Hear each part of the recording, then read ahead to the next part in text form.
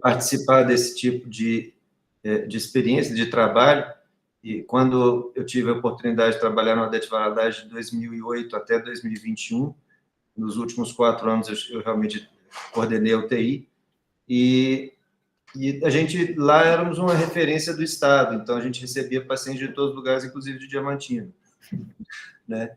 Então, assim, eu comungo da aflição que é, né, viver num lugar em que seja referência, e muitas vezes você não faz parte das primeiras horas, né, das horas de ouro do atendimento dessa gestante. Quantas vezes nós não recebemos internos, né, que faziam medicina internos do internato rural, transportando uma menina com eclâmpsia, convulsionando na ambulância por horas e horas. A gente chega para a gente, e aí, o que fazer? Tem que fazer alguma coisa, né? Enfim, de toda forma, acho que a gente sempre tinha a ideia de uma educação continuada, né, expertise, e efetivamente divulgar o que a gente fazia ou como que a gente poderia ajudar vocês, e foi realmente uma fase muito legal. Atualmente eu estou lá no Life Center, né, até uma das pessoas que me fez esse intermédio foi um residente nosso, o Gabriel, que foi seu aluno, né, Juliana? E um cara bacana demais, e espero que eu possa ajudar vocês nesse projeto, né?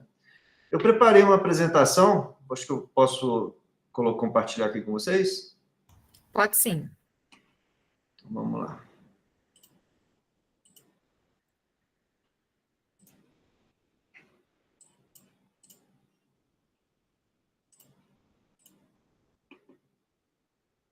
Entrou o compartilhamento? Entrou. Beleza.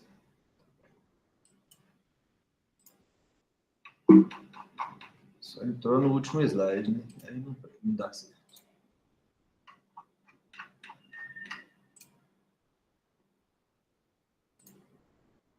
Bom, tá certinho o compartilhamento? Ah, sim, tá aparecendo aqui. O áudio tá legal? Tá ótimo. Então, vamos lá. Esse tema, né, da sepse na gestante e na puerca, a gente faz parte do board da AMIB, inclusive os cursos da AMIB, Associação de Medicina Intensiva do Brasil, que são ministrados nessa linha, um dos instrutores sou eu também, e a gente faz esses cursos do Brasil afora. É muito engraçado que a gente vê cada realidade absolutamente distinta, né? O que o Juliano me falou, vocês já vivem numa situação em que há uma referência de UTI, mas imaginem que isso não é tão comum no Brasil afora, né? Então, a gente passa aperto realmente. Vamos lá, olha só essa situação. Uma senhora obesa, uma garota obesa de 29 anos de idade, primigesta, em trabalho de parto, com ruptura de membranas amnióticas na 37ª semana de gestação. Então, terceiro trimestre, já no finalzinho, ela entra em trabalho de parto. Com 20 horas de trabalho de parto, ela faz uma temperatura de 38,2.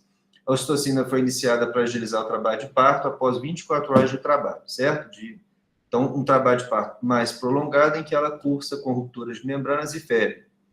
Os sinais vitais, no início da ocitocina, ela tinha frequência de 118, a pressão de 90/50, uma frequência respiratória de 24, 38,1. Ela tinha um útero dolorido e no exame do abdômen dela. E aí, gente, eu acho que é importante a reflexão seguinte: quais são os fatores de risco que essa paciente tem para a sepse, né? Ela tem, obviamente, uma temperatura elevada, mas ela tem uma ruptura de membrana prolongada, né? Isso é um fator de risco para uma infecção oportunista ali nesse contexto de trabalho de parto, né? E quais são os achados sugestivos de sepse? A gente vai pensar, aqui nós vamos falar na frequência cardíaca, na pressão arterial e na frequência respiratória, porém isso tem algumas variáveis com relação à própria gestação, nós vamos conversar um pouquinho mais para frente. E aí, vocês vão dar antibiótico para essa pessoa e quando? Espera tirar o neném, porque o antibiótico é tóxico para o bebê, ou não, começa naquela hora. E como é que nós vamos fazer? Levar ela para o parto, interrompe por via baixa, por via alta, enfim. E qual antibiótico a gente vai começar? Tudo isso são decisões a serem tomadas ali nessa fase inicial do problema. Eu trouxe aqui 5 variáveis que são variáveis funcionais da gravidez. O que isso quer dizer? Ao longo da gestação, na medida que a gestação vai transcorrendo, algumas manifestações que são fisiológicas podem deixar a gente meio em dúvida, né, sobre como interpretar. Especificamente, a frequência cardíaca, e aqui a gente vai ver o débito cardíaco, que está aqui no meio da tela. O débito cardíaco é o volume que sai de ejeção do coração vezes a frequência cardíaca. A gente tem uma frequência cardíaca aumentando no segundo semestre em diante, da 24ª semana em diante, você vai aumentando, chegando a próximo de 50% a mais no terceiro trimestre, ali onde nós estamos falando, 37ª semana. Então, percebam que uma pessoa que tinha uma frequência cardíaca em torno de 80, nessa fase, uma frequência de 120 seria fisiológico. Então, poxa, isso aí pode jogar a gente no buraco no momento de interpretar as oscilações agudas dessa paciente. Da mesma maneira, a frequência respiratória, ela vai aumentando. No contexto aqui dessa figura, a gente está vendo pela ventilação minuto. Então, a frequência respiratória fisiológica da gestante, ela aumenta ao longo da gravidez em torno de 20, 24, nessa fase do terceiro trimestre. Então, também a taquipneia, a frequência cardíaca e a acidose metabólica, que eu vou falar logo a seguir, elas são alterações que podem ser fisiológicas, certo? Então, isso é um cuidado que a gente tem que ter. A acidose metabólica, o que acontece? Quando a gestante ela ventila mais, ela faz uma alcalose respiratória, que é compensada com uma acidose metabólica com perda de bicarbonato. Então, quando se vai fazer a análise inicial dessa gestante, tem que se ter a noção de que você está diante de uma situação não fisiológica, ou seja, você está diante da gestação.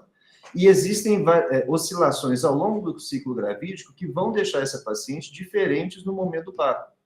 Então, ali nesse contexto que a gente acabou de sugerir, né, na paciente com a ruptura de membranas, possivelmente uma infecção nesse momento, ela pode ter taquicardia da fisiologia normal dela, porque no final da gestação vai ser mais taquicárdica, ela pode ter taquipneia de uma forma fisiológica, e ela pode ter uma acidose metabólica fisiológica também. Porém, o lactato não altera, certo? Essa é uma alteração fisiológica, não há metabolismo anaeróbio nesse momento. A sepse, ela tem diversas particularidades. Aqui eu mostro que alguns impactos da sepse. Ela aumenta a permeabilidade vascular, reduz a resistência vascular sistêmica, gera um shunt arteriovenoso por dificuldade de oxigenação tecidual. Há uma heterogeneidade de fluxo, ou seja, aqui nessa figura à direita, a gente está vendo em cima que seria o normal de um fluxo sanguíneo debaixo da língua, e embaixo um paciente séptico. Observa que os canais, os vasinhos embaixo, eles nem aparecem, porque há uma mudança do fluxo fisiológico. Porém, aqui nós estamos vendo debaixo da língua, ali não quer dizer que todo o organismo funciona da mesma forma. Há uma heterogeneidade com o objetivo de direcionar fluxo para aqueles que sejam os órgãos-alvo, né, os órgãos principais. E no contexto da gestação, o útero gravídico, principalmente no terceiro trimestre, ele já é causador de um roubo de fluxo tremendo, em torno de 20, 30% do débito cardíaco fisiológico, né? Na sepse, há também uma diminuição da deformidade das hemácias, e isso acaba gerando microtromboses intravascular. A sepse, a gente sempre fala que é uma doença de endotélio, e ela é uma doença pró-coagulante. Então, todo paciente que tem um baby dentro da barriga, ela por si só já é pró-trombótica, né? A gestação é um estado pró-trombótico. Isso é uma resposta fisiológica, né, que a natureza gerou, para que você, no momento de um sangramento do parto, que a gestante possa ter uma coagulação mais eficaz. E aí você pega uma situação pró-coagulante como a gestante e uma situação pró-coagulante com a sepse, é óbvio que se espera mecanismos trombóticos, microtromboses microvasculares ou macrotromboses também, arteriais e venosas. Nós estamos falando aqui de artéria coronária, artéria cerebral, artéria uterina e diversas outras, né? E o sistema venoso também. Bom, na sepse, a gente sempre tende, atualmente, distinguir as disfunções orgânicas de acordo com o SOFA. SOFA é um score antigo, de 2001, e já está sendo revisto, né? Talvez aí em 2026 a gente tenha um SOFA 2.0, algo que o valha, em que ele avalia seis sistemas: respiratório, cardiovascular, renal, coagulação, hepático e neurológico. Observem que o SOFA habitual, o SOFA normal, e uma das críticas a ele, é que ele não tem nada a ver com o útero, né? Ele não diz para a gente o que isso interfere, por exemplo, na gestação. A sepse não é uma doença só infecciosa bacteriana. A gente teve aí, recentemente, né, as epidemias tanto do coronavírus quanto do dengue, e eles são agentes etiológicos patógenos que geram também um mecanismo inflamatório, que é a sepse, né?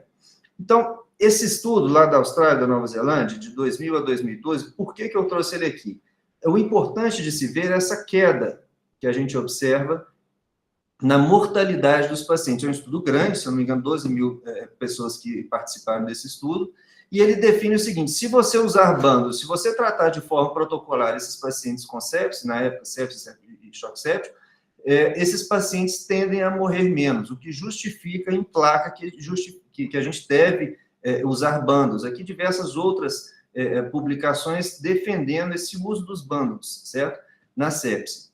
Até do ponto de vista conceitual, ali em 2016, a comunidade de medicina intensiva define o que seria a sepse 3.0. Descrito o nome 3.0, isso aí é quase que uma jogada de marketing, né? Mas é a terceira versão, a terceira definição global do que seria a sepse. Aqui dentro desses autores, alguns deles são bem conhecidos, Jean-Louis Vincent, o Mervyn Singer, são pessoas que já vêm aqui ao Brasil muitas vezes para fazer palestras com a gente, mas, enfim, o que se define, qual que é o grande lance dessa definição? A sepse, ela passa a ser uma disfunção orgânica ameaçadora à vida, causada por uma resposta inflamatória desregulada do organismo a uma infecção.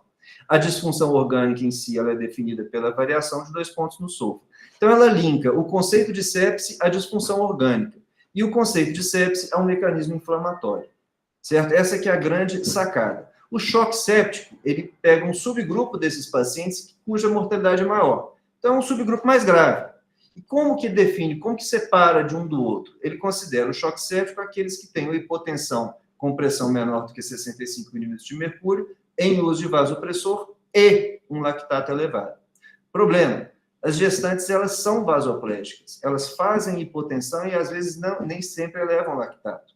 E a gente acaba ficando no meio do caminho também nessa situação das grávidas. Aí vem essa turma, lá em 2017, que é como é que chama esse artigo, gente? É o Somans.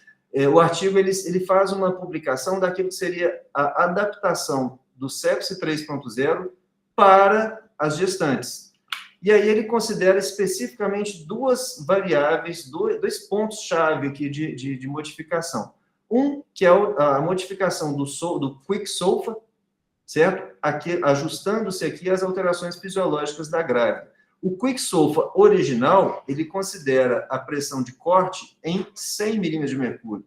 Porém, a gestante tem uma vasodilatação e ela é mais hipotensa fisiologicamente.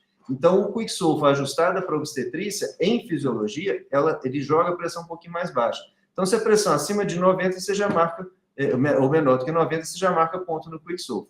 A frequência respiratória também da gestante, ela tende a ser mais alta. E o Quick SOFA normal, que seria em torno de 20, passa para ser 25 no Quick SOFA ajustado para obstetrícia. Esse é o SOFA original, tá certo? A publicação original coloca as variações de 0 a 4 pontos nas 6 variáveis fisiológicas. Graduando, quanto mais grave, mais pontos você chega no SOFA. O que o Somans fala? Ele propõe um score de 1 a 2 e não de 1 a 4, como o SOFA original. E observa que ele considera as variáveis de respiratórias e neurológicas de uma forma muito mais contundente. Por que isso quer dizer? A gestante, eu costumo fazer essa brincadeira, que a gestante pode até ser chata, mas boba elas não são, não. Tá certo? O que isso quer dizer? Consciência é algo absolutamente esperado por uma gestante. Se começa a alterar o nível de consciência de uma gestante, você tem que pensar que alguma coisa não está funcionando bem. Normalmente, a gente está diante de eventos isquêmicos ou hemorrágicos e eventos infecciosos. Então, esse trabalho ele corrobora esse conceito, vamos dizer, prático, de que a gestante, quando ela muda o nível de consciência, algo muito grave está acontecendo com ela. Esse é um ponto-chave. E o outro ponto-chave do Somans também é com relação à questão respiratória. Sempre eu falei com vocês que a gestante ela ventila mais, ela tem um aumento da ventilação minuto. A frequência respiratória é aumentada e a ventilação minuto é aumentada. As trocas gasosas devem ser otimizadas para a gestante. Isso é fisiologia. Se as trocas gasosas são otimizadas, a queda na oxigenação sanguínea traduz alguma doença grave. Então, os dois pontos-chave aqui do Quick SOFA, do SOFA, desculpe, ajustado para a questão obstétrica é a variável respiratória e a variável do sistema nervoso central. Acho que esses são os dois pontos chaves aqui para a gente poder ficar atento. E isso, na vida real, né, na beirada do leito, vai traduzir realmente tomada de decisão. Então, quando você encontra uma gestante que satura mal, gestante saturar mal quer dizer abaixo de 92% no oxímetro de pulso, essa pessoa tem que ficar com o olho diferente, porque pode estar acontecendo alguma coisa complicada ali. E a outra ponta é uma gestante em Glasgow 14. 14 não é Glasgow de gestante normal. 14 é Glasgow, para essa pessoa confusa, é Glasgow de pessoa doente. Então, muita atenção nesses dois pontos-chave. Bom, as disfunções da sepse, elas são diversas, né? Disfunções induzidas pela pressão, né? Pressão menor do que 90, pressão menor do que 65, a hipotensão, a disfunção circulatória é uma disfunção importante. Nas gestantes, é a principal alteração, a mais frequente, é a disfunção circulatória. A elevação do lactato, né? Que denota o metabolismo anaeróbico da célula. Então, são variáveis que a gente deve sempre estar atento. A creatinina na gestante também é uma questão interessante. Como ela tem um aumento do ritmo de filtração glomerular, ou seja, a perfusão nos rins é maior, a filtração do sangue é um pouco maior, tende-se a esperar uma creatinina mais baixa, em torno de 0,3 a 0,6, o que seria normal numa gestante, o que seria anormal numa gestante, por exemplo, uma creatinina de 0,9, é normal para uma pessoa fora do contexto de gestação. Então, a gestante, uma elevação na creatinina denota também uma disfunção aguda e não fisiologia, como a gente está acostumado. Bilirrubinas elevadas, plaquetas mais baixas também, atenção na gestação, porque há diversas outras considerações específicas da gravidez, aí vem a HELP, a pré-eclâmpsia, que podem cursar com plaquetopenia, as púrpuras e tal. Coagulopatia com RNI acima de 1,5, lembrando que a gestante ela é pró-coagulante e não anticoagulante, é um contexto pró-coagulante. A relação de pressão parcial de oxigênio com a fração inspirada, então, na gestante, quanto mais alterado, mais grave é a situação. Delírio ou coma, certo? Bom, disfunção na grávida, a gente não o SOFA não fala desse bicho chamado placenta.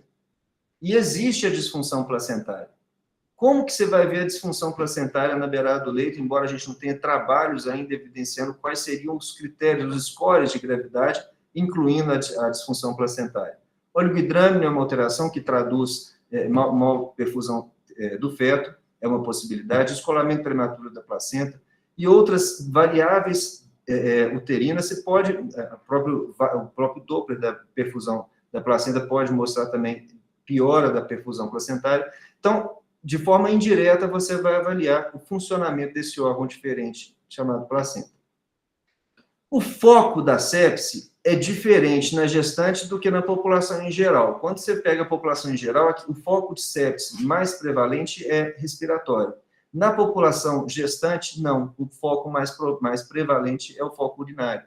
Seguido, então, da endometrite pós-parto, corioamnionites, endometrite pós-abortamento, infecção de partes moles e pneumonia, olha lá, na sexta colocação.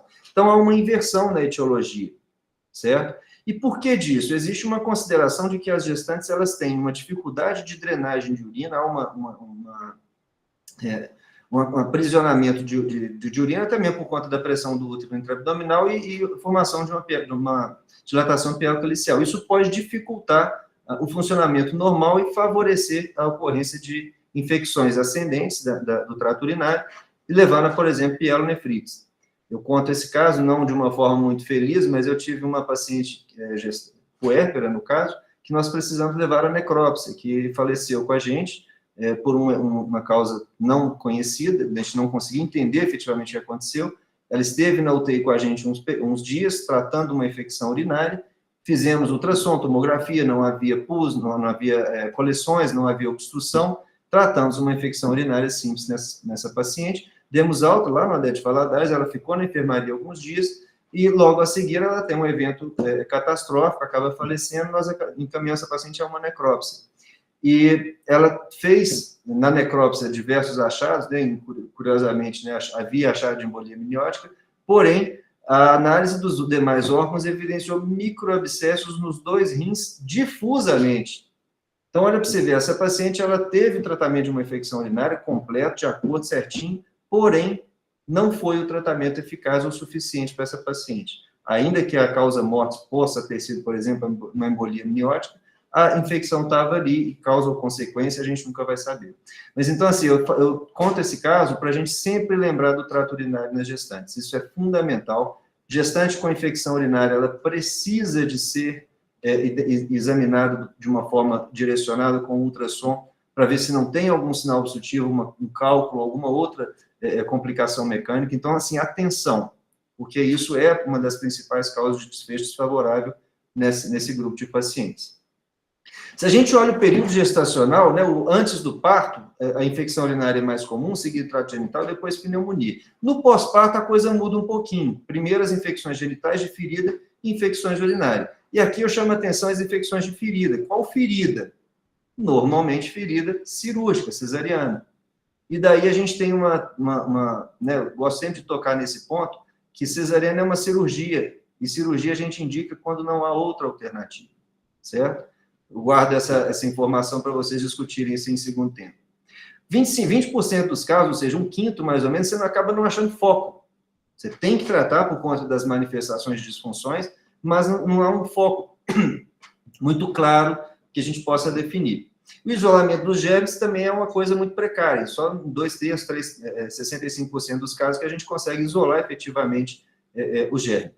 Por outro lado, esse grupo de pacientes ele tem um desfecho mais favorável do que a população em geral, dada aí as situações de serem, em geral, pacientes mais jovens, com uma reserva fisiológica mais robusta, né, vamos dizer dessa maneira. Em torno da mortalidade nas gestantes, ela oscila entre 3% e 15%, embora muitos deles ainda precisem de suporte, seja de reabilitação, não pós-auto-hospitalar, mas uma mortalidade menor do que na população em geral. Essa série americana, de quase em torno de 4.000 casos, ele coloca o seguinte: quais são as disfunções orgânicas mais prevalentes? E aí, olha para você ver, as respiratórias e coagulopatias são as que vão lá na frente. As cardiovasculares, nesse grupo de pacientes, elas não entram ali no quarto escalão de prevalência. Porém, isso depende muito do serviço, depende muito da amostra que foi utilizada para fazer esse tipo de análise. Lá no nosso serviço, a gente chegou a fazer esse levantamento, as manifestações respiratórias e cardiovasculares eram as mais prevalentes que levam uma gestante à UTI.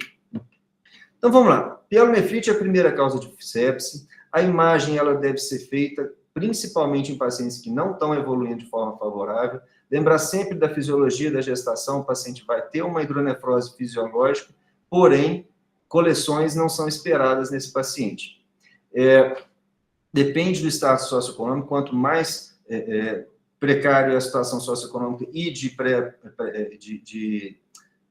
pré-parto, essa paciente piora o desfecho dela, né, da avaliação pré-natal. Ela acontece normalmente após o primeiro trimestre, que é onde começa a ter realmente essa dificuldade, essa hidronefrose, vamos dizer, fisiológica da gestação. E os agentes são usuais, lembrar sempre dos enterococos. Os agentes usuais, a gente vai pensar as enterobactérias, E. coli, Proteus, Klebsiella.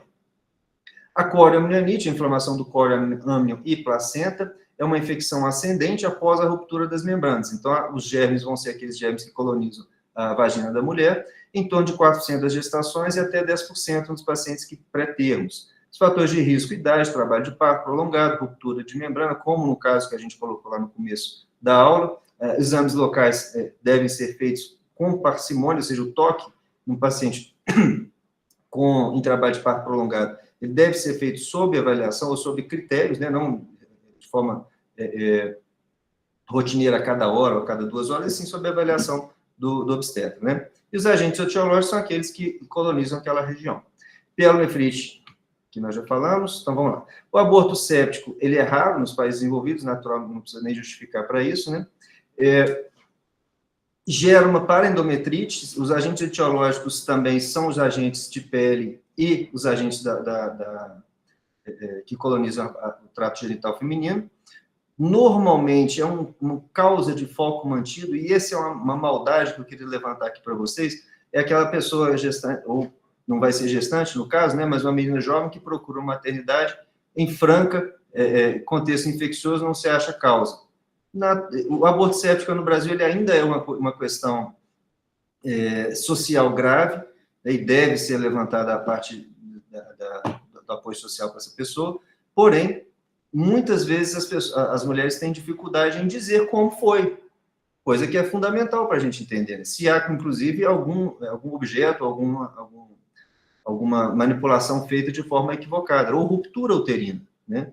As mais diversas formas que existem para fazer um abortamento. Então, muita atenção, é uma causa crítica de complicação da paciente, não só infecciosa, como também hemorrágica, certo? Que pode ter ruptura uterina e uma série de outras complicações. Então, endometrite, infecção do endométrio, miométrio e paramétrio, depende da via de parto, está relacionado com o trabalho de parto mais prolongado, antibiótico mais indicado, clínica e genta. As complicações da endometrite podem evoluir para uma sepse, realmente, e o foco mantido. Bom, aqui vem a clínica e a genta. A turma da obstetrícia tem uma tendência muito forte a usar a gentamicina, e tem muito sentido isso. Eu acho legal colocar essa consideração, porque está certo. Por que está certo? É uma medicação que funciona com pico, você usa em dose única ao dia, e é muito segura. Porém, o paciente da UTI é o paciente que tem as disfunções orgânicas, e a gentamicina é uma droga extremamente nefrotóxica. Então, por isso, vai sempre haver aquela discussão entre usar a gentamicina e a ceftriaxona. O ceftriaxona tem um efeito muito semelhante ao da gentamicina, um espectro muito semelhante, porém, é menos nefrotóxico. Então, seria uma alternativa interessante. Em geral, a gente, sempre que o paciente entrava dentro da UTI, a gente trocava a gentamicina por ceftriaxona, por esse raciocínio. Não que os obstetras estejam errados e nem que os intensivistas estejam errados. É um momento diferente de uma mesma paciente. Mastite, né, as infecções de pele, elas são comuns e elas são potencialmente perigosas. Nós tivemos casos de uma mulher que foi necessária uma mastectomia radical para controle de foco. E observa uma pessoa que vem, está amamentando, está no momento master aí da vida dela, e de repente ela ganha uma mastectomia. Isso é muito complicado. Os sintomas, eles normalmente acontecem na primeira semana do pós-parto, né? Tem a ver com o jeito de amamentar, a logística e o funcionamento da amamentação, que não é uma coisa tão simples assim, embora seja simples, né? Porque uma vez que a mulher e o bebê aprendem, eles se adaptam, é uma coisa muito simples, mas as variáveis, a quantidade de erros que acontecem no dia a dia, realmente podem levar esse tipo de complicação. Os agentes da mastite, a gente tem que pensar nos agentes de pele, streptococcus e estafilococcus, e o tratamento ele é com antibiótico, normalmente antibiótico sistêmico, certo? Podendo evoluir até para uma mastectomia, no caso, quando você tem uma infecção mais profunda dos tecidos subjacentes. Pneumonia. A maior parte das pneumonias nas gestantes são de etiologia bacteriana. Essa informação ela é pré-Covid, certo? É óbvio que no momento de epidemia essa prevalência ela pode oscilar, né? No Covid a gente teve realmente uma prevalência muito grande do vírus, nas fases de influenza também. Os patógenos mais comuns, a gente tem que lembrar dos patógenos habituais da pneumonia, né? O streptococcus, a legionela, a klebsiella, enfim, os patógenos habituais.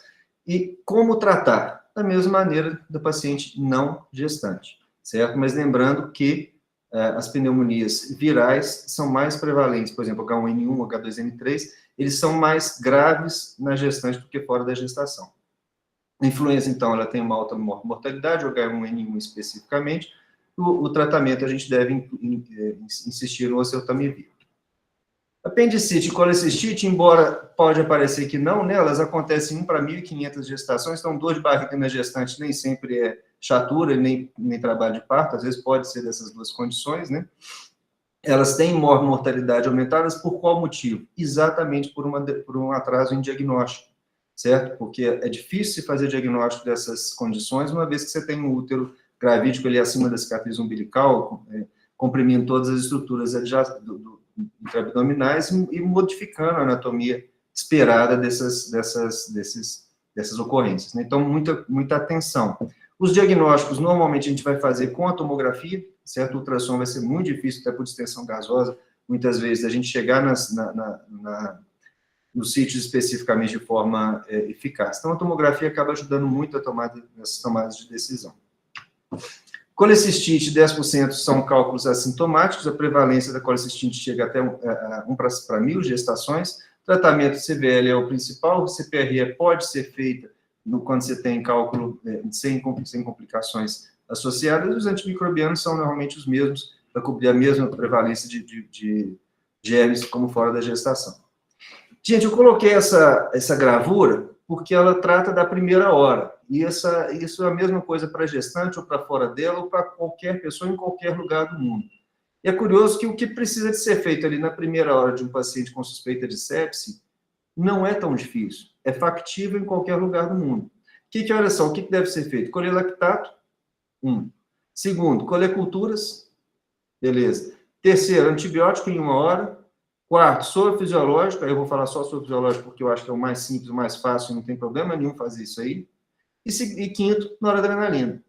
Então, são 5 coisas para serem feitas na chegada do doente. Lembrando que se você não conseguiu coletar hemocultura, que se faça o antibiótico. A gente fala hemocultura, mas são as culturas direcionadas para aquele paciente. Então, se o paciente está lá tossindo, escarrando, você vai, se conseguir coletar uma amostra de escarro, seria interessante. Se o paciente tem sintomas urinários, coletar uma amostra de urina seja interessante. Se o paciente tem ali uma coleção intraabdominal, uma mastite, enfim, coletar amostras dessa região seja interessante. Lembrando que se for de pele, sempre buscar amostras de planos profundos. Então, as culturas são direcionadas para os contextos clínicos. Administrar antibiótico na primeira hora, obviamente direcionado para o foco suspeito, certo? Não é antibiótico a todo espectro. Dificilmente você vai precisar usar antibiótico de amplo espectro para gestante, a não ser que ela tenha intercorrência ou comorbidades, enfim, ou reinternações hospitalares. Não é o habitual de uma gestação. E por que do antibiótico na primeira hora? Acho que esse slide ele é crítico. A cada hora que passa, a gente tem um aumento de mortalidade de 7%. Se a gente pensar em 10 horas de mortalidade, o paciente morreu 70%. E é curioso, porque lá na maternidade, inclusive, no CTI de intensivistas, todo mundo olhando para isso, sabendo dessa figura de cabo a rabo, a gente às vezes deixa passar. Então, muita atenção no tempo do antibiótico. É preferível entrar com antibiótico mais rápido e a gente suspende depois, no dia seguinte, do que não entrar. Tá certo? Bom, dentro da UTI, as que já são coisas mais para o intensivista, o que a gente vai fazer? Monitorar. Certo? Todo mundo que está usando vasopressor precisa de uma linha arterial de um acesso profundo. Essa é uma recomendação forte. A gente vai monitorizar a saturação venosa de oxigênio, traduzindo uma equivalência entre oferta e demanda. A saturação vai trazer para a gente se o organismo está extraindo muito ou pouco oxigênio daquilo que é entregue. O objetivo todo nosso é equilibrar a oferta, DO2, delivery de oxigênio, com a demanda de oxigênio, que é o VO2. O DO2 é um conceito que tem as oscilações de débito cardíaco e quantidade arterial de oxigênio, o conteúdo arterial de oxigênio. Acho que não é bem o foco dessa palestra, não, mas a gente tem que sempre entender que a gente vai buscar equilibrar o DO2, esse aqui de baixo, e o VO2. Se a gente está entregando de forma adequada e o VO2 traduzindo o consumo de oxigênio, se você entrega aquilo que o organismo precisa, você está numa situação de equilíbrio.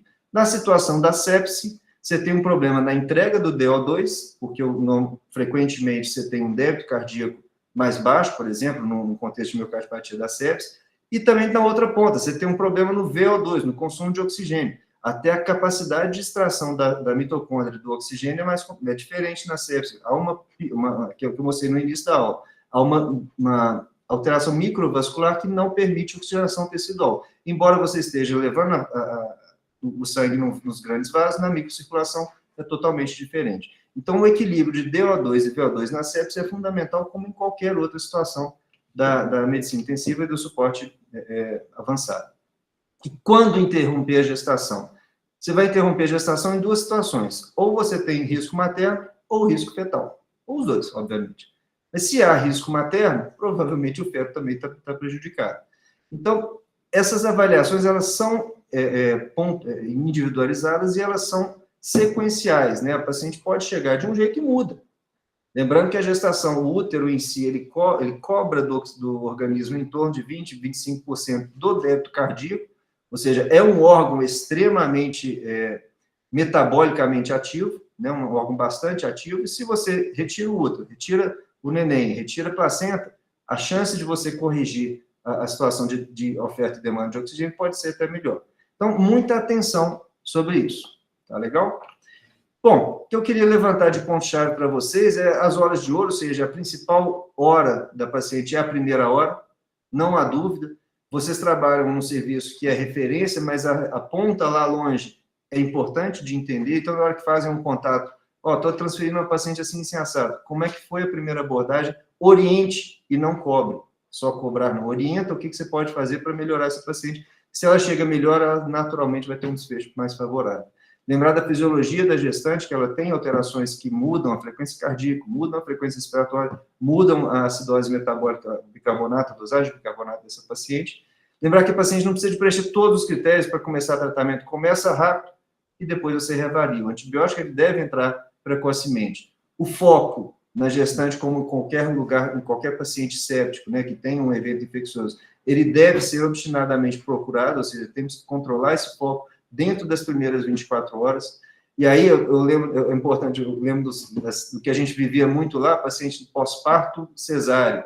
Não tem resto placentário, porque o parto foi cesáreo. De fato, o parto cesáreo, a chance de ter resto placentário é muito menor. Menor, mas não zero. E a paciente que vai complicar é a paciente que está dentro da UTI, não é a paciente que deu certo e foi para casa.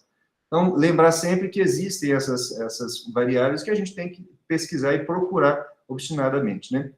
Interromper a gestação quando houver risco materno ou fetal.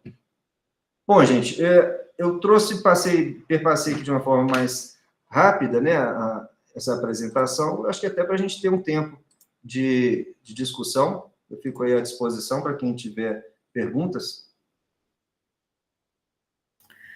Obrigada, doutor. Eu vou deixar aqui aberto, se alguém quiser fazer pergunta pelo chat ou quiser levantar a mão aqui, eu vou abrir para vocês. Eu queria estar aproveitando sua... Vou deixar, vamos lá, Ariela, depois eu vou... Senão eu começo a perguntar e não paro. Ariela, pode abrir seu microfone, pode fazer a pergunta para o doutor Mal? Ariela é nossa residente aqui de ginecologia, tá, doutor? Você apresenta, né, porque a gente não se conhece. Ariela, tá me ouvindo? Seu microfone está desligado. Ela disse que não conseguiu abrir o microfone. É.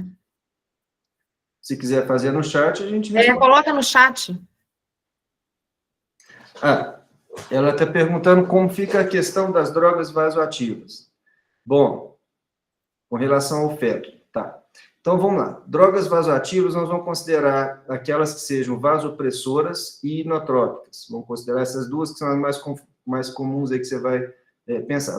Do ponto de vista conceitual, inotrópico não é vasoativo. Mas vamos lá. Vasoativas, noradrenalina e vasopressina a saber, certo? Isso não impacta no desfecho fetal. Então, se você precisar aumentar a pressão, noradrenalina é a mesma coisa, tem que usar, não há outra medicação. E vasopressina pode ser também, de forma segura, ser utilizada. A dúvida vai ser na outra ponta, as drogas vasodilatadoras. Aí você vai considerar nitruciato, nitroglicerina e hidralazina. Via de regra, a droga para as gestantes mais segura, e teria também a clonidina, seria uma alternativa. A droga mais segura para a gestante seria a hidralazina e a clonidina, certo? O nitroprusiato, ele não deve ser usado de forma rotineira ou de forma prolongada. Porém, o controle de pressão é tão fundamental nas situações críticas, vamos dizer, de hipertensão, como na eclâmpsia e pré-eclâmpsia, ou iminência de eclâmpsia, que se você precisar pontualmente associar a hidralazina com nitroprusiato, o faça, desde que você vá partir para a interrupção. Então, o feto, ele vai sofrer? Vai, mas é mais importante que se controle a pressão do que essa fase de transição. Então, até 6 horas seria seguro usar o nitroprusiato. Tá legal? Mais do que isso, vamos colocar 24 horas de nitroprusiato em doses altas, realmente não é conveniente ser utilizado. Nessas situações, se você está caminhando por um período mais longo para controle de pressão, você vai pensar duas associação de classes, né, de medicações enterais, mais medicações venosas, mas mais importante do que isso, se você está associando drogas para controlar a pressão numa paciente com pré-eclâmpsia, o que você tem que fazer? Interromper. Certo? Você está diante de uma pré-eclâmpsia grave. Certo? Mas vamos lá, do ponto de vista das drogas vasoativas, voltando à sua pergunta, noradrenalina e vasopressina são absolutamente seguras, não tem problema algum. A dobutamina deve ser, também não tem impacto no feto, você não vai deixar de usar para tal, embora ela classicamente é considerada uma droga inotrópica, não vasoativa. Ótimo. Ouvindo, a gente tem pessoas aqui profissionais, a gente hoje tem o CTI, mas a gente tem também vários municípios que às vezes vão receber essas pacientes. E uma questão muito importante é esse diagnóstico precoce, né? O senhor a gente não tem ainda um consenso de um score que seria o ideal para a gestação. Na sua experiência, o que você acha que seria assim um que já... Porque a gente tem alguns que são mais específicos, outros são mais sensíveis para a sepse.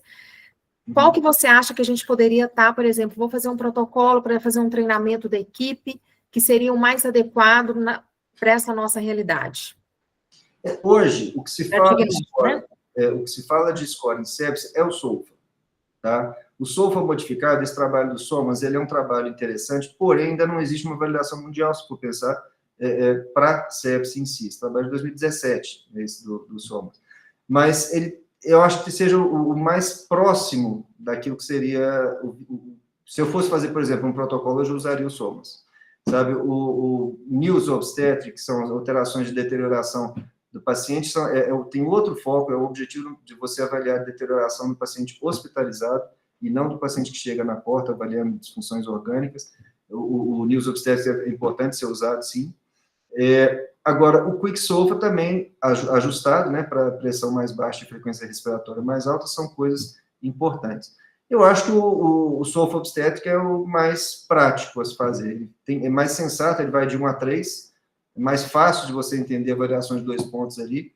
E o que eu coloquei na apresentação, que eu acho que é fundamental, qualquer score que valorize tanto a frequência, o sistema respiratório e o sistema nervoso central, ele está bem indicado. Porque esses 2 pontos aí não vão estar, eles vão alterar precocemente numa situação de criticidade.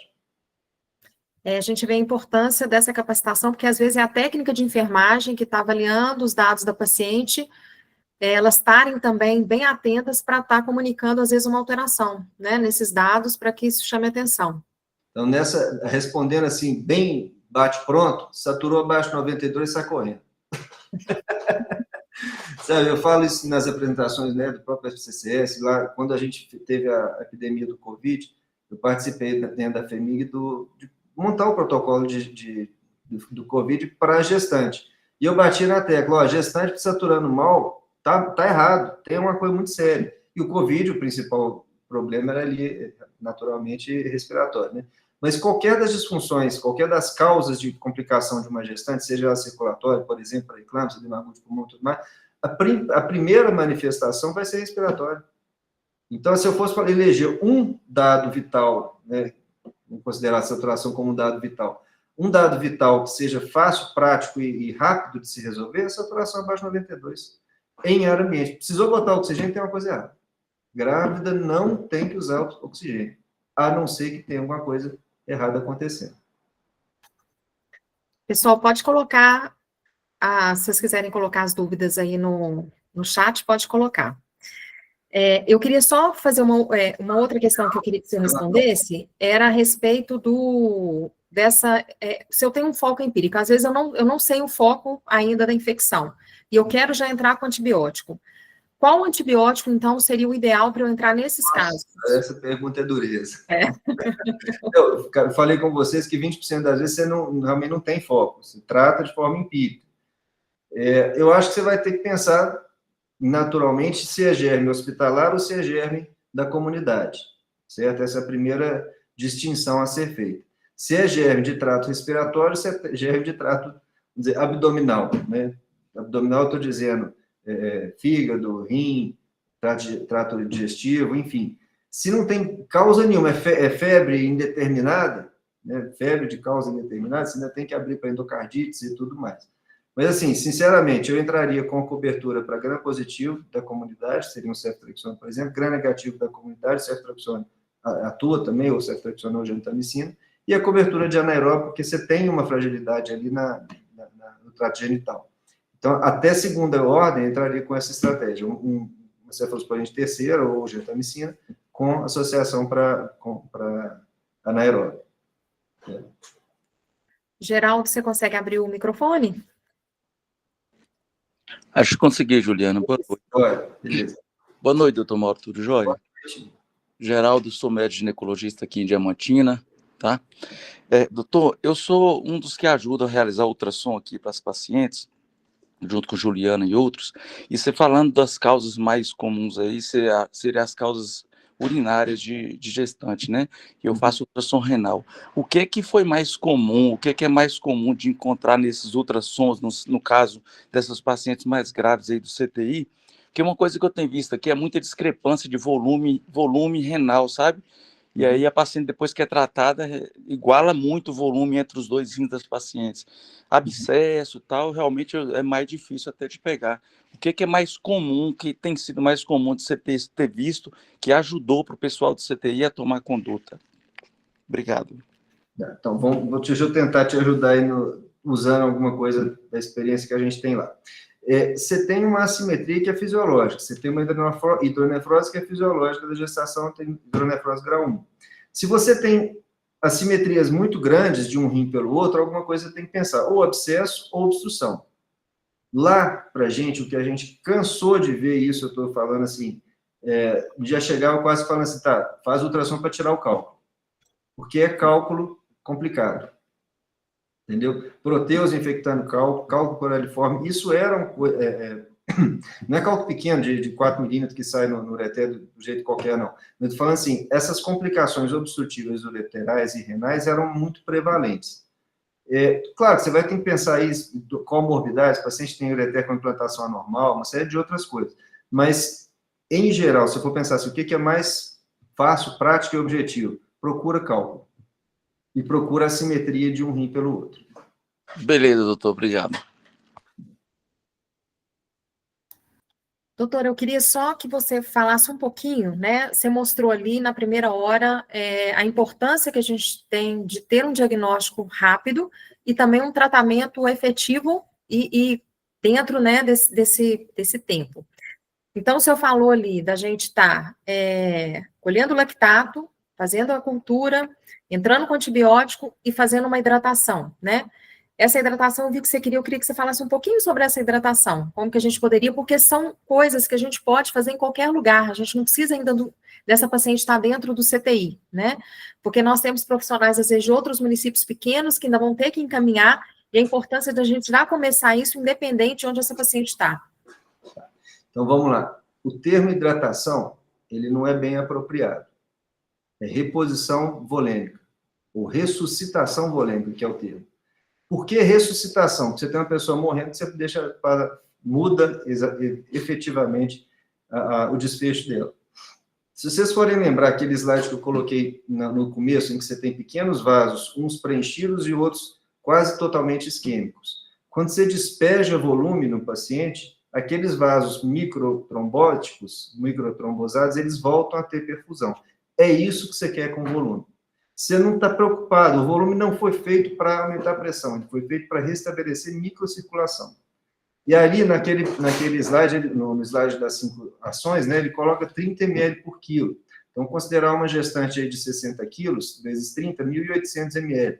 Então, vamos colocar 2 litros d'água com sal, tá? Soro fisiológico ou Ringer, o que você tiver à mão, livre. Se possível, em 2 acessos, correndo livre. Por que disso? Porque se você restabelece a perfusão rápido na microcirculação, o mais rápido possível, o processo inflamatório de isquemia celular para de acontecer.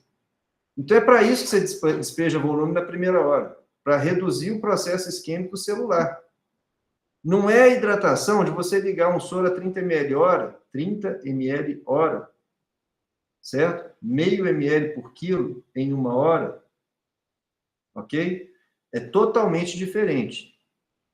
Aqui o que nós estamos fazendo é ressuscitação volêmica, ou por outra, ressuscitação celular, mitocondrial. Doutor Mauro, a quantificação de diurese não ajudaria bastante a gente nessa informação? A quantificação de diurese, ela é um critério, do SOFA, inclusive. Se você tem um fluxo urinário menor do que meio ml por quilo por minuto, por hora, ele traduz piora de desfecho. Porém, para isso acontecer, você vai precisar de uma sonda vesical de demora, você vai precisar de tempo. 6 horas, 12 horas, para entender como é que essa paciente está, qual que é o fluxo de produção de urina. Então, assim, ele ajuda sim, mas eu acho que já é dentro da UTI, a gente é obstinado com isso. Qual foi o balanço hídrico do paciente nas últimas 12 horas? Quanto que ele urinou? E mais, quanto que ele urinou nas últimas 6? Ele estava anúrico e, de repente, ele abriu diurese em 100 ml, vamos dizer, nas últimas 6 horas. Pô, beleza, joia, melhorou demais. Estava anúrico e voltou a ter diurese. Né? Então, assim, mas na ponta, na beirada do leito, no pronto-socorro, onde mora o capeta, né? Ali, eu acho que a diurese, ela não vai te dar essa informação tão importante. Por outro lado, ali onde mora o capeta, se você soltar 2.000 ml de soro na veia do paciente e ela entrar em edema agudo de pulmão, o que você tem que fazer? Que é uma ponto-chave também da jogada. O que você tem que fazer? Entubar. Não dá diurético. Por que disso? Se você está dando soro e ela vai congestionar, e naturalmente vai mesmo, porque a gestante ela tem hipovolemia, tem vasoplegia vascular, ela tem um mecanismo de permeabilidade vascular aumentada, ela vai congestionar o pulmão. Ótimo, entube. Entube porque é o tratamento correto. Entendeu? Nesse caso, leva para você ter entubando, você tem, né, preferencialmente. Ótimo. Aí a gente vai lá no CTI e chama um clínico, né? Não, mas, gente, é isso mesmo. Quantas vezes para apoiar a equipe de obstetrícia? Nem quantas vezes a obstetrícia não saiu para me apoiar? Essa é uma jogada dupla mesmo, né? Eu falo que a medicina intensiva obstétrica, ela lida com pediatra, anestesista, obstetra e o médico intensivista. Não tem jeito de você lidar sem os 4 para conversarem, né? Eu lembro muito dessa sua fala, você falava, não dê Lasix no FCCS, exatamente, uma coisa que eu me lembro. Uma questão que eu queria que você colocasse, que você falou aí das drogas também nessa primeira hora. A gente primeiro tem que fazer essa reposição volêmica e avalia a paciente, ou a gente já vai entrar com a droga, ou entraria depois dessa reposição para ver se vai ter alguma resposta? Faz mal começar com a noradrenalina e tirar. Faz mal. Desculpa. Não faz nenhum você começar a noradrenalina e tirar. Faz muito mal você não começar a noradrenalina. Ou por outra, faz muito mal você atrasar a noradrenalina. Entendeu? Ótimo. Então já entra no pacote, né? Entra no pacote. Mas aí existem alguns racionais relativos a isso. Então guarda vamos dizer, esse statement e a gente vai conversar a respeito. Primeiro, a noradrenalina no pronto-socorro, ela pode entrar na veia periférica. Tá? Ela não precisa de ser na veia central, ela vai para a veia central a seguir. Mas a primeira entrada é na veia periférica, porque é o mais fácil, é o que você tem mais à mão. Por que que hoje os guidelines recomendam fazer dessa maneira? Tamanha importância do início precoce da noradrenalina. A noradrenalina tem um efeito alfa, ou seja, tem um efeito arterial, vasoconstrição arterial, e tem um efeito também muito importante, venoso. Então, o que que ela faz? Ela contrai o sistema venoso e joga na própria circulação um certo volume, que é, obviamente, variável de paciente para paciente, e na gestante é aquela que tem a maior capacitância venosa do que fora da gestação. Então, ela pode ter um benefício de uma autofisiologia, de um auto, vamos dizer, melhora o débito cardíaco por contração do próprio tanque fisiológico que ela já tem. Então, a noradrenalina tem que entrar precoce, sem dúvida. Sem dúvida. Enquanto você corre o soro. Entendeu? Daí a pouco a pressão subiu demais, tira a nora, ela vai parar em 2 minutos. Suspende, diminui a droga titular, você está lá na bomba de infusão, pelo amor de Deus, microgotas não, né? Está na bomba de infusão, já temos, né, suficiência para isso. Então, a noradrenalina tem que entrar o mais precoce possível. E reavaliar. O que eu falo com meus residentes, alguns deles estão aqui também, toda intervenção de medicina de urgência tem que ser seguida de uma reavaliação. Qualquer uma delas. Outro ponto importante para nós obstetras, doutor, é o uso do corticoide, às vezes naquela paciente de um feto ainda prematuro, a gente pensando, às vezes, numa possível interrupção. E, às vezes, os médicos ficam um pouco temerosos por esse quadro de sepse, né?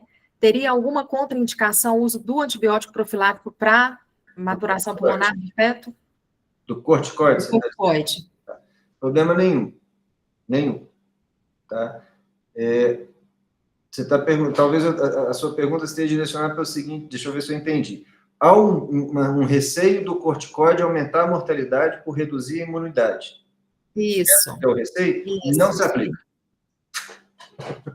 Não se aplica, não vá por aí. Se precisar usar o corticoide, use o corticoide para o bebê, que isso é fundamental. Não é esse corticoide, não é essa dose ou esse tempo de uso que vai gerar essa imunossupressão. Ótimo. Bom, pessoal, alguém tem mais alguma pergunta? Eles estão me mandando aqui no celular, pedindo os slides, essa aula está sendo gravada, e o doutor disponibilizou para a gente estar colocando no nosso canal lá do YouTube, depois eu vou passar para vocês, tá? Então, pode ficar tranquilo que a gente vai ter essa aula gravada. Mais alguém? A Ariela está com a mão levantada ainda? Tem alguma outra questão? Não, ótimo, então. Doutor, eu queria só finalizar, eu queria, assim, eu sempre pergunto para os profissionais, pensando na nossa realidade, às vezes a gente, graças a Deus, aqui dentro do hospital, é raro a gente não ter um apoio do CTI, mas a gente sabe que a realidade, às vezes até chegar aqui, é complicado também. Eu queria que você desse, assim, uma dica de ouro, como um médico intensivista, você já falou várias coisas importantes, mas, assim, pensando nessa redução de mortalidade materna para a sepse, qual seria a sua dica de ouro para a gente guardar hoje e não esquecer nunca mais? A primeira, sepse é uma doença de hora de ouro, tá? Existem 5 doenças que são mundialmente classificadas como hora de ouro. E as grávidas, elas estão em quase todas, ó, para você ver. O sangramento, o choque hemorrágico, certo? Tem que ser tratado na hora de ouro, na primeira hora, e a transfusão é de sangue, não é de soro, certo? Sangramento. As isquemias, trombose, coronária, isquemia do coração, tem que ser tratado na primeira hora. A embolia pulmonar, que também está mais prevalente na gestante, tem que ser tratada na primeira hora. A sepse e o AVC. Então, olha só, a sepse, desse grupo de doenças, a sepse, por sua vez, é a mais prevalente de todas. De todas essas 5 que a gente falou. Se você pegar todos os leitos de UTI do mundo, 1/3 deles tem paciente com sepse. Tá certo? A mortalidade da sepse é maior do que qualquer uma das outras 4 juntas. Sepse mata no mundo em torno de 30%. No Brasil, ela mata em torno de 50%. Certo? Quando eu coloquei ali que na grávida de 3 a 15% das gestantes acabam falecendo por sepse, isso é em países de bom desenvolvimento. E está, obviamente, direcionado com a rapidez das primeiras 5 ações. Então, se você for pensar qual que é a mensagem de ouro aqui dessa sessão, é a primeira hora, não tem outro caminho. Se você faz a primeira hora de uma forma bem feita, e por isso, Juliana, o que eu ponderei sobre a noradrenalina, entre e tire depois, e não espere para entrar depois, porque o restabelecimento da perfusão tecidual é fundamental. Agora, então a frase seria essa, as 5 primeiras ações, tá? Em resposta inicial. Mas mais do que só a frase, eu queria que vocês entendessem uma coisa. A sepse é uma doença isquêmica, ou seja, por falta de oxigênio na mitocôndria. Se você não tem oxigênio na mitocôndria, a célula morre. Não tem perreps. Só que a sepse é uma doença sistêmica, é o corpo inteiro. A isquemia do coração é só um órgão. A isquemia do cérebro é só um órgão. A isquemia do pulmão, a embolia, é só um órgão. Certo? O sangramento também é um evento sistêmico, e a sepse é um evento sistêmico. Então, se você entender a sepse como um evento isquêmico, celular, sistêmico, aí você vira e fala assim, opa, nós estamos diante de um negócio que é meio complicado. Então, é preferível pesar mais na primeira hora do que esperar. Doutor Mauro, então, pelo que a Juliana está falando, para mim seria, então, a droga vasoativa, hidratação e antibiótico. Hidratação não, ressuscitação volêmica. Isso. Então, vamos lá. Não, nunca mais. 2.000 de soro, descarrega 2.000 de soro e dá antibiótico, polilactato e cultura. É isso que você tem que fazer na primeira hora. Isso não é o que eu falo, não. Isso é o que a Surviving Sepsis Campaign, que é a sociedade americana com a sociedade europeia, juntaram e fizeram essa formalização. Nós, aqui no Brasil, nós somos vinculados ao ILAS, Instituto Latino-Americano de Sepsis. Lá na maternidade, a gente mandava os nossos casos de sepsis para o ILAS, para exatamente fazer esse banco de dados e tudo mais. O ILAS é a vertente sul-americana da Surviving Sepsis. Então, ou seja, esse é um movimento mundial. Não é da minha cabeça, eu não coloquei esse slide aqui à toa. Esse é um movimento mundial. São 5 ações que fazem diferença na primeira hora. E são 5 ações que você consegue fazer em quase todos os pronto-atendimentos do Brasil.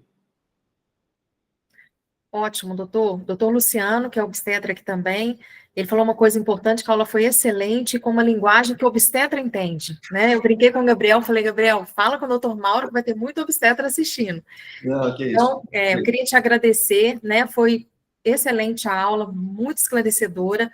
Eu acho que fica ali um ponto importante, da importância, né? Eu acho que você finalizou, assim, realmente mostrando o quão grave é a sepse, e como a gente realmente precisa aprender a trabalhar nesse diagnóstico e no tratamento rápido e efetivo, né? Então, eu queria te agradecer muito, já vou falar que vou depois fazer outros convites, né? Vou passar para o Gabriel, e tá agradecendo mesmo, porque eu acho que é uma luta importante que a gente tem, que a gente sabe o que significa a morte de uma gestante, de uma puérpera, né? A gente sabe a repercussão disso para toda a família. Na verdade, a OMS coloca que é uma repercussão para toda a sociedade, né? Quando tem a morte de uma gestante. Eu tenho vários residentes aí, outros demais profissionais, eu queria contar para vocês uma coisa, ó, eu estou com 20 e poucos anos de medicina intensiva. A pior notícia que eu já dei foi quando, olha, sua esposa e seu filho faleceram. E o marido chegou na maternidade para sair dali com uma felicidade, e tudo vira de cabeça para baixo, assim.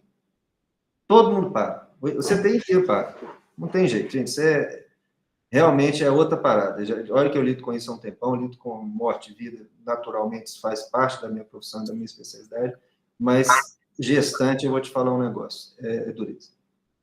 Realmente isso é um impacto social na nossa cabeça, e a gente tem que né, encher o olho de lágrima mesmo, porque é dureza. E pensar que a maioria das mortes são evitáveis, né, doutor? Então, a gente tem que fazer a nossa parte como profissional, né, tem vários profissionais aqui, de tá aprendendo, tá fazendo capacitações, né, os enfermeiros que estão aqui levando isso também para toda a equipe, para que a gente possa diminuir esses casos de morte materna, que são realmente, são devastadores para a equipe, para a família, muito mais. Então, muito obrigada, tá, doutor Mauro? Eu agradeço, você está à Queria te agradecer muito, a aula foi excelente, e fica aí, próximos convites, a gente entra em contato com o senhor, tá bom? Muito obrigada. Todos, muito obrigado. Obrigada, pessoal, de todo mundo que está aí, boa noite.